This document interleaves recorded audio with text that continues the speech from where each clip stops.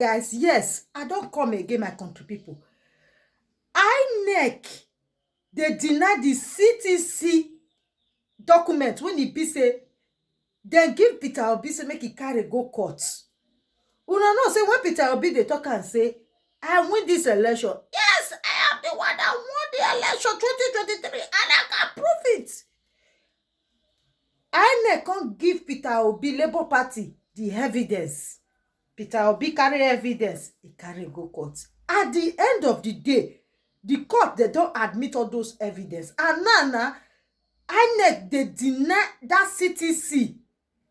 E dey deny am. Mona tell me no be him do the election, na him conduct election, na him give Labour Party the whole evidence, na him still say if you are not satisfied with the result, let us go to court. Now him dey deny am. My country people, abeg, I go just put this video make una just watch am, this analysis make una just watch am from A to Z, make una see say INEC very soon they go soon go down and Labour Party go collect their mandate, because the one wey Peter Obi just dey, so Peter Obi dey ready, not be small, not be for mouth. My country people, just watch the video, please. Anytime you come across my video, please don't forget to share this video. If today is your first time of coming across my video, my country people, please share this video, share it so that everybody go dey see and the update, ongoing update when e be say e dey come. And as e dey share, una know me na, I go most surely carry and come give my people, make my people dey updated for wetin dey happen for this our obodo Nigeria. Thank you very much. Just watch the video, guys. After the judge shut the INEC lawyer down by telling him to respect the rule of the court, because all parties have agreed not to object to all documents that are certified through copies being tendered in court. Whatever reasons that they have for objecting to the tendering of certified true copies that they themselves gave to Labour Party cannot hold water in the eyes of the law. Of course, the reaction of the presiding judge shows that it was an exercise in futility. Now, one of the reasons that INEC used the word strange in objecting to the tendering of the evidence in court was because they said that Peter Obi and the Labour Party did not list all these states in their petition. The fact that the Labour Party listed only Rivers, Lagos, Taraba, Benue, Adamawa, and a total of 10 states does not in any way mean that they will not contest the election in other states of Nigeria. In fact, number 11 on the petition, as you can see, they wrote other states of the federation. Does it mean that INEC Council no longer knows the meaning of other states of the federation? Is this another case of wrong interpretation by INEC? They couldn't interpret "and" in the constitution that's talking about the 25% requirement in the FCT Abuja. Now the INEC Council cannot even understand what other states of the federation means. This is a presidential election, and the candidate in the said election reserves the right to contest the election in court, and he has the right to contest the election in any location in Nigeria. The fact that Peter Obi and the Labour Party did not list all the states they will contest the presidential election results in isn't binding on them. Even if it is binding, number 11, other states of the federation, covers every state in Nigeria. So it's either the INEC guys are playing games or they have run out of telling lies, because when one tells a lie, he will need to tell a second one to cover the first one. When the second one is about to be discovered, he will need to tell a patch-up, to cover the second and the first ones. And up till the time they will now run out of telling lies, which will happen in court, because the certified true copies of Form EC8As that INEC gave to the Labour Party legal team that have now been admitted in court as evidence, like in the other video where we explained the probate value of Form EC8As in election disputes. In the eyes of the law, when a candidate brings to court certified true copies of Form EC8As from INEC, there is no room for technicality, because these are the results that INEC themselves released. These are the results in the eyes of the law that INEC looked at and calculated and collated before they announced the results.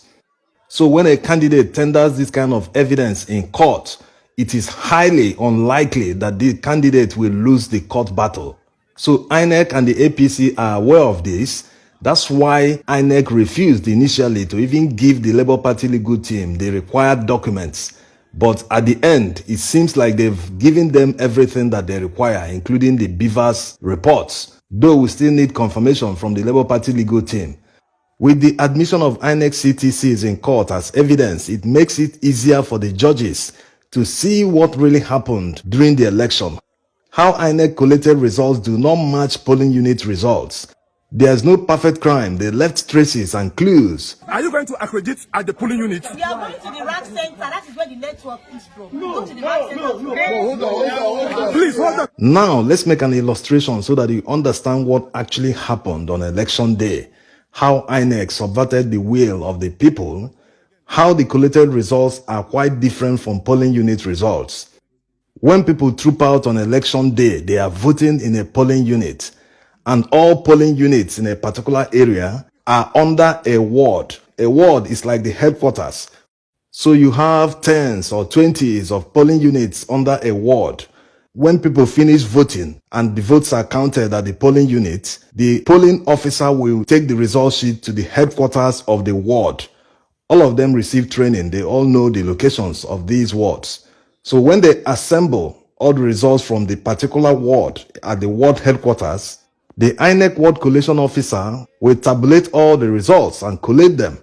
For party A, he will write down the result. For party B, and so on and so forth. So it was at this level that they manufactured all the results. They wrote what they wanted because it wasn't easy for them to do it at the polling unit.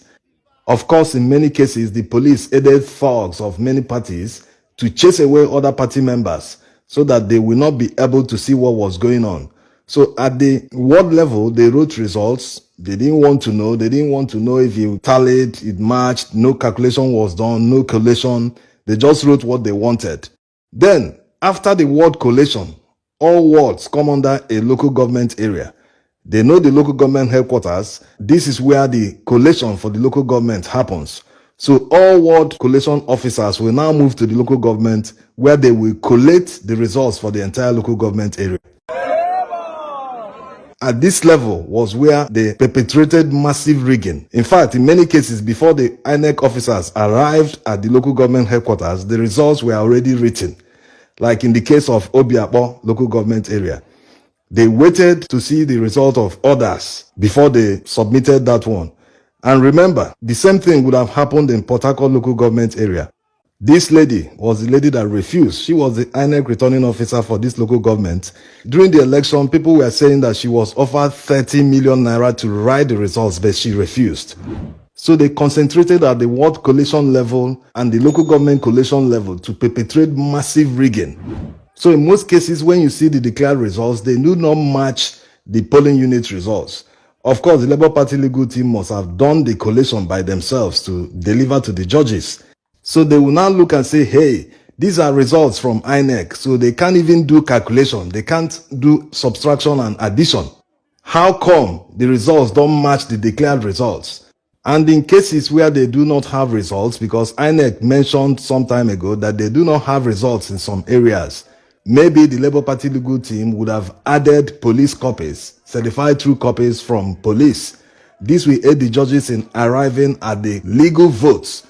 They don't even need to look at the political party copies. INEC copies alone proves that the results that was announced at the state level before they brought it to Abuja, the National Collation Center, do not match. That when you calculate all the polling unit results, that they do not match.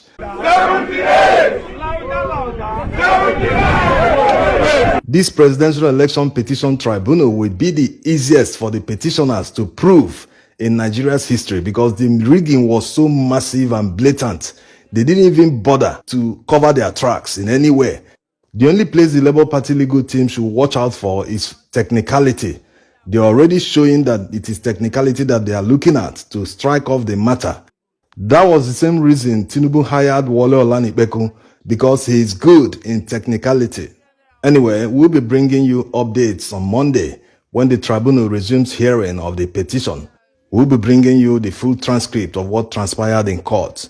Thanks for watching. 353, 354, 355, 356.